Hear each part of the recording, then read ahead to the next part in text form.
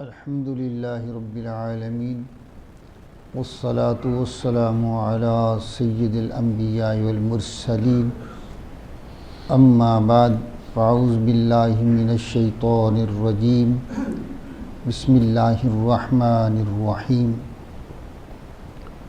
قل انما انا بشر مثلکم یوحی الی انما الہکم الہ واحد فمن كان يرجو لقاء ربه فليعمل عملا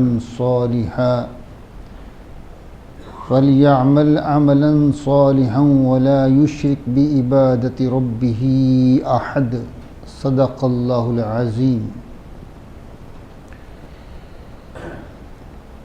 قل اے محبوب آپ فرمائیں انما انا بشر مثلکم کہ ظاہری صورت بشری میں تو میں تم جیسا ہوں، تم جیسا بشر ہوں. یوحی الیہ مجھے وحی آتی ہے، ساتھ یہ بھی فرمایا کہ مجھے وحی آتی ہے.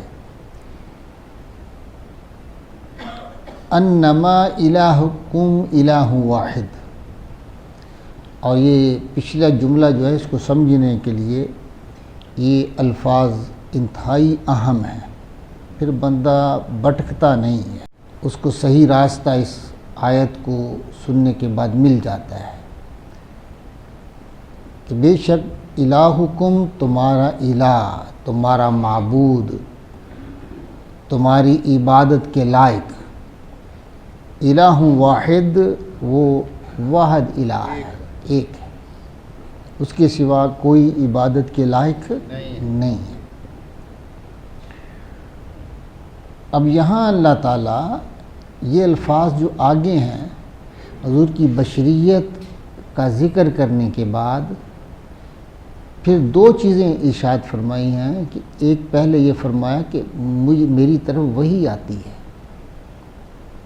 میری طرف وہی آتی ہے، اور دوسرا ارشاد فرمایا کہ تمہارا الہ صرف ایک ہے. اس کی وجہ یہ بات کرنے کی کیوں تھی؟ دیکھیے نا، بشریت کے بعد یہ بات کرنے کی ضرورت، بشری مسلیت جو بیان ہوئی ہے اس کے بعد یہ، کیونکہ پہچان جو ہے وہ صرف اوصاف کی وجہ سے ہوتی ہے. جب کسی شان بیان کرتے اس کے اوصاف بیان کرتے ہیں نا، کیوں جی؟ اس کی مثلیت تو بیان نہیں کرتے. تو یہ بات کہنا کہ تم ہمارے لیے ہماری طرح بشر ہو، اللہ نے کہیں خود نہیں یہ فرمایا. پورے قرآن کا مطالعہ آپ کریں، آپ کو قرآن میں کسی جگہ یہ نہیں آپ کو نظر آئے گا کہ محبوب تو بشر ہے. اللہ نے یہ نہیں کہا کہ تو بشر ہے. آپ پورا قرآن پڑھ کے دیکھ لیں. اب یہاں اللہ فرماتا محبوب تو کہہ کہ میں تمہاری طرح بشر ہوں. اللہ تعالیٰ اپنے محبوب کی زبان سے یہ کہلوا رہا ہے کہ محبوب آپ انہیں فرما دیں کہ میں تمہاری طرح بشر ہوں. خود قرآن میں آپ کو کہیں نظر نہیں آئے گا کہ اللہ نے یہ کہا ہو کہ محبوب تو بشر ہے، یہ نہیں نظر آئے گا. لیکن یہاں اللہ اپنے محبوب سے یہ کہلوا رہا ہے کہ محبوب تو کہہ کہ میں بشر ہوں. دیکھیے اگر آپ قرآن کا مطالعہ کریں گے تو آپ کو یہ بات نظر آئے گی.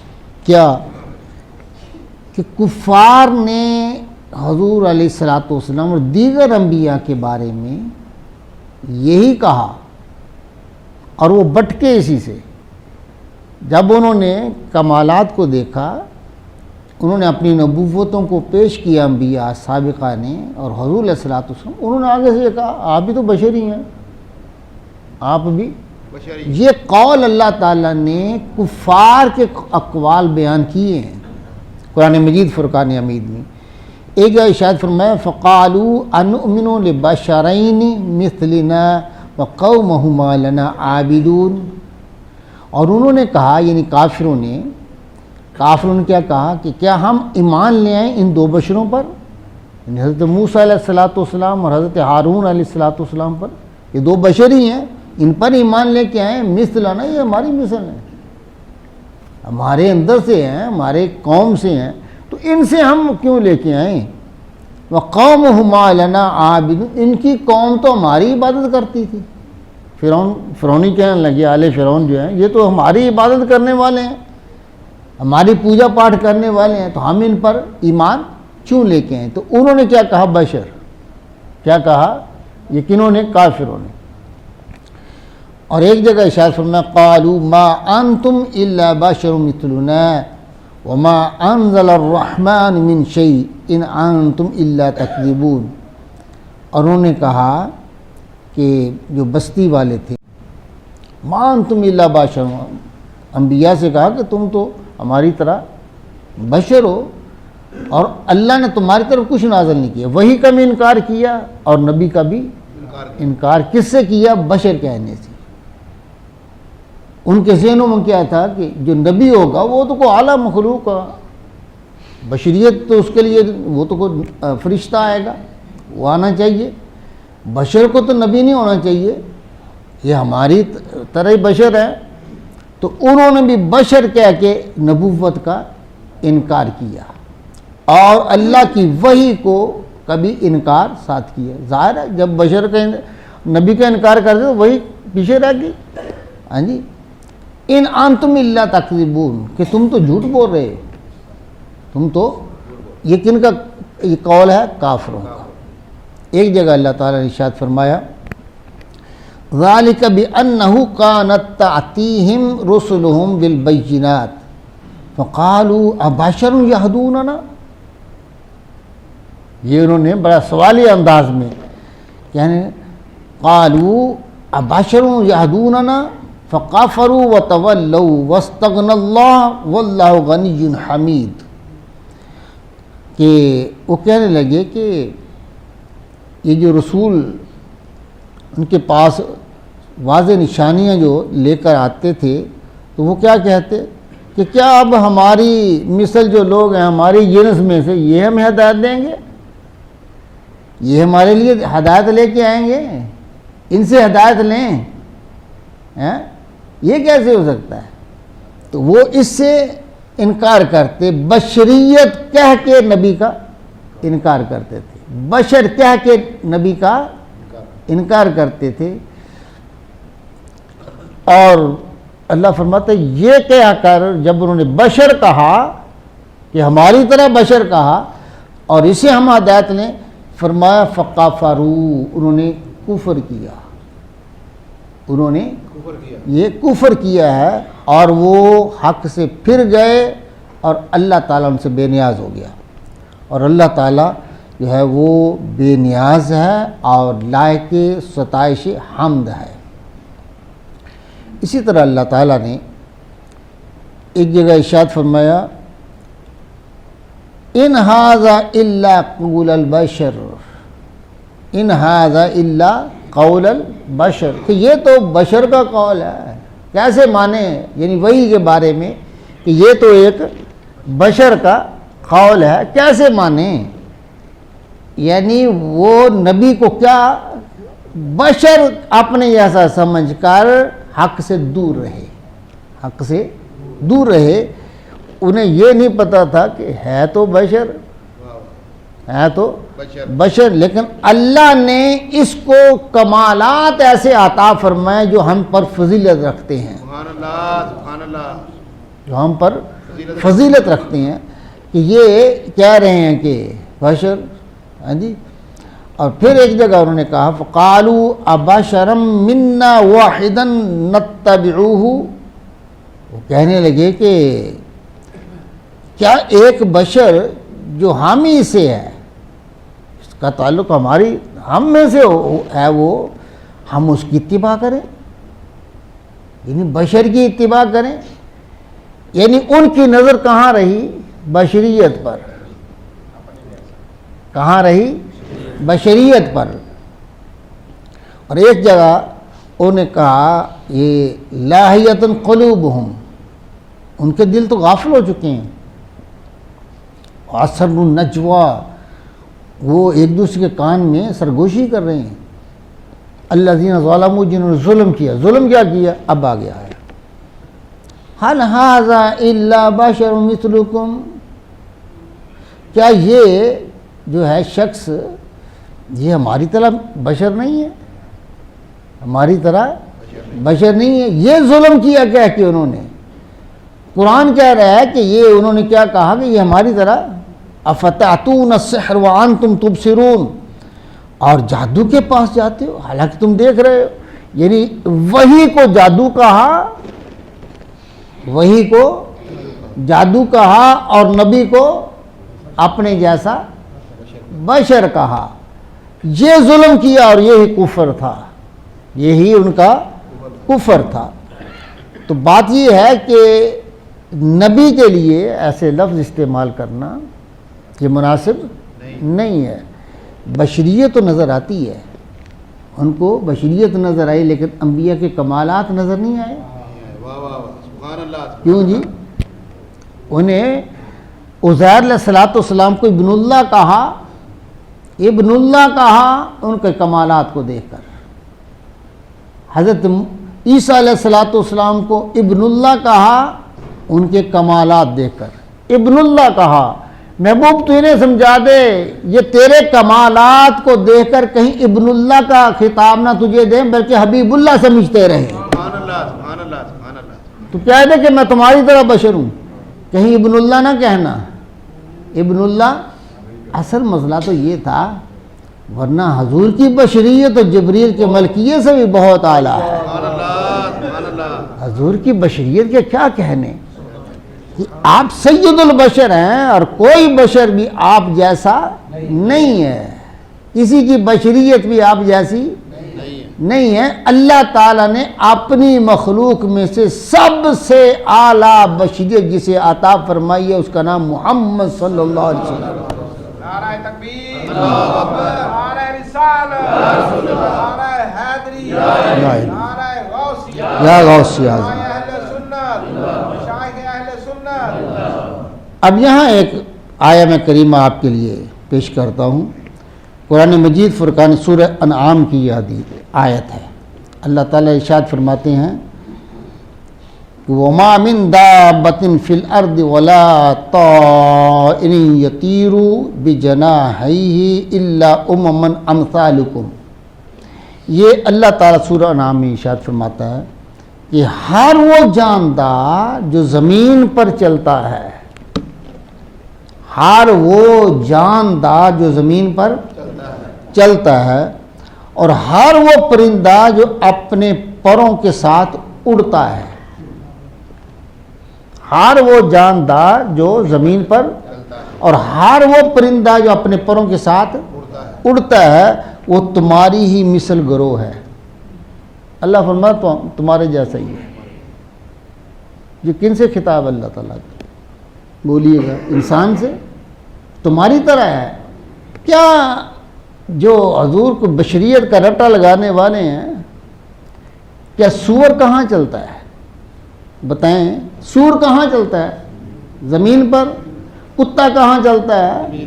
کیا وہ کہیں گے کہ ہم کتے جیسے ہیں، ہم سور جیسے ہیں، یا سور ہمارے جیسا ہے، کتا ہمارے جیسا ہے؟ کیوں نہیں کہیں گے؟ اس لیے کہیں گے کہ ہمیں اللہ نے اشرف المخلوقات بنایا ہے. یہ چلنے میں مثلیت ہے، باقی کسی میں نہیں ہے. ہاں جی، یہ قرآن کہہ رہا ہے کہ تم ان کی مثل ہو جو زمین پر چل رہے ہیں، آسمان کے پرندے جو ہیں اڑ رہے ہیں، تم بھی ان کی مثل ہو. لیکن انسان کو اللہ تعالیٰ نے اشرف المخلوقات بنایا ہے، اس کی شانیں زیادہ ہیں.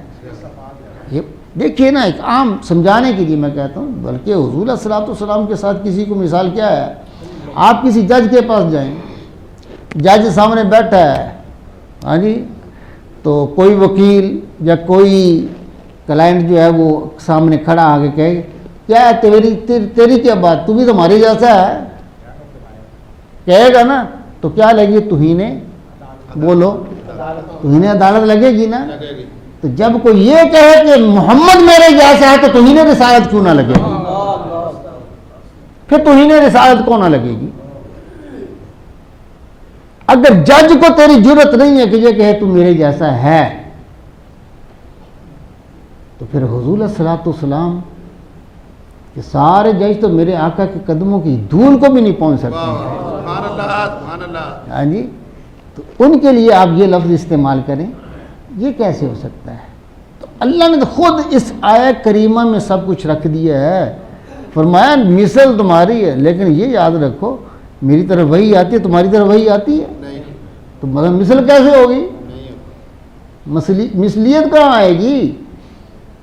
یہ ایک تو یہ ہے. آگے فرمایا یہ اس لیے انما الہکم الہ واحد، اور کہیں مجھے الہ نہ مان لینا میرے کمالات کو دیکھ کر. چاند کو دو ٹکڑے کرتے کہیں یہ نہ سمجھنا محمد الہ ہے. کہیں درختوں کو میری بارگاہ میں آتے ہوئے دیکھ کر یہ نہ کہنا کہ یہ الہ ہے. کہیں پتھروں کو کلمہ پڑھاتے ہوئے دیکھ کر یہ نہ کہنا یہ الہ ہے. الہ واحد، تمہارا الہ ایک ہی ہے، محمد الوہیت میں شریک نہیں ہے. یہ سمجھانا تھا کہ محبوب کسی کو تو میں نے ایک معجزہ دیا ہے، 2 دیے ہیں، 3 دیے ہیں. ان معجزات کو دیکھ کر انہوں نے انبیاء کو شریک ٹھہرانا شروع کر دیا. محبوب پہلے اعلان کر دے کہ میں تمہاری طرح بشر ہوں، کہیں الوہیت کا دعویٰ نہ کر لینا، میری طرف نسبت نہ کرنا. تمہارا الہ ایک ہی ہے، ایک ہی ہے. تمہارا الہ ایک ہی ہے. ایک ہی ہے. فمن کان یرجو لقاء ربہ، اور جسے اپنے رب سے ملنے کی امید ہے، جسے اپنے رب کی ملنے کی امید ہے، یہ چاہتا ہے اللہ مل جائے، اللہ سے ملاقات ہو جائے. ہاں جی. فَلْيَعْمَلْ عَمَلًا صَالِحًا، پہلے یہ ہے کہ وہ نیک عمل کرے، نیک عمل کرے. عمل کرے، برے اعمال سے بچ جائے. اللہ اچھے والوں سے ملے گا نا، بروں سے تو نہیں ملے گا. ہاں جی. آپ اچھا عمل کریں گے اچھے ہو جائیں گے، اور جو اچھا ہو جاتا ہے وہ اللہ والا ہو جاتا ہے. ہاں جی. فرمایا وَلَا يُشْرِكْ بِعِبَادَةِ رَبِّهِ أَحَدٍ، اور اپنے رب کی بندگی میں کسی کو شریک نہ کرے. کسی کو شریک نہ اپنے رب کی عبادت میں کسی کو شریک، مطلب کیا کہ عبادت اللہ کی کر رہا ہے، پھر شریک کیسے ہوا؟ جب اللہ کی عبادت کا شریک کیسے کیا؟ اس کے بارے میں یہ ہے کہ عبادت کے اندر کہیں ریاکاری نہ آ جائے. ریاکاری کا شائبہ کسی کو دکھلاوے کہ میں نماز ایسے پڑھوں کہ لوگ دیکھنے والا کہ واہ واہ کیا بات. ہاں جی. جب میں نیکی اس لیے کرتا ہوں سامنے لوگوں کے، لوگ سمجھے بہت نیک آدمی ہے، بڑا پرہیزگار، بڑا متقی ہے. ہاں جی. اس لحاظ سے عبادت نہ کر، نیک عمل نہ کر، یہ بھی شرک اصغر ہے، یہ بھی شرک اصغر ہے. ان سے عبادت جو ہے اس کو پاک کر لے اور عمل صالح کر لے، اللہ سے ملاقات ہو جائے گی. سبحان اللہ سبحان اللہ. یہ شرائط ہے. اللہ سے ملاقات کے لیے وہ عمل صالح جس کے اندر غیر کا شعبہ نہ ہو، یعنی خالصتاً عبادت اللہ کے لیے ہو، اخلاص کے ساتھ اللہ کی عبادت کی جائے. ایسی عبادت کا ثمرہ کیا ہوگا؟ اللہ سے ملاقات. سبحان اللہ سبحان اللہ. اس کا ثمرہ کیا ہے؟ اللہ سے ملاقات. اللہ سے ملاقات وہ عبادت کرے گی جو ہر طرح کے شعبہ سے پاک ہوگی، بس اللہ کے لیے، بس اللہ کے لیے ایسی عبادت ہوگی تو اللہ تعالیٰ سے ملاقات ہوگی. آج ہمارے سورہ کہف جو ہے اس کا اختتام ہوا ہے. کل سے انشاءاللہ سورہ مریم شروع کریں گے. وآخر دعوانا الحمدللہ رب العالمین. سیدنا و مولانا محمد